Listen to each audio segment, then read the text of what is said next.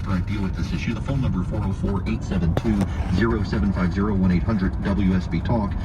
Jeremy Young is a professor who read the Imperial College Modeling Report. That is the report that caught the attention of the U.S. government and caused them to act. They put a lot of faith in the Imperial College and their modeling. And the short of it is what the modeling showed is that if the U.S. did nothing about COVID-19, 4 million Americans would die. That is the population of Los Angeles.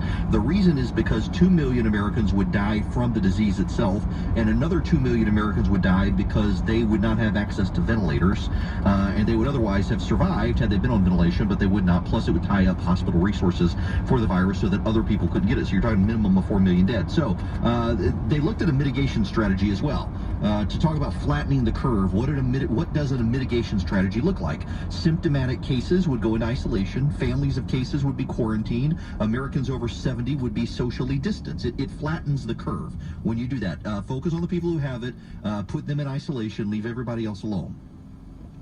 It would still kill 1.1 million Americans by itself. The peak need for ventilators would fall by 2/3, but still exceed the capacity, exceed the number of ventilators needed by 8 times. That leaves the actual death total at 2 million people, because a number of people would need ventilators for things, including COVID-19, would be able to get them. And so 2 million people would die. So if you do nothing, the population of Los Angeles dies. You do mitigation, the population of Houston dies. That's equivalent to 2 civil wars, 1/3 of the Holocaust. 45 million people would die globally. That's 7.5 Holocausts, and 3/4 of the death toll of World War II. That's what happens if you use mitigation and common sense. Stay away from sick people, put them in isolation, otherwise go about your business. So then the Imperial College team ran the numbers again with a suppression strategy.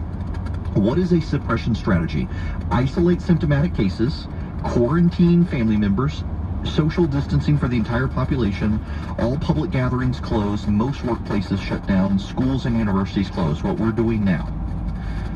Here's what happens. The death rate in the United States peaks in 3 weeks from now at a few thousand deaths, and then begins going down. We hit, but we don't exceed the number of available ventilators.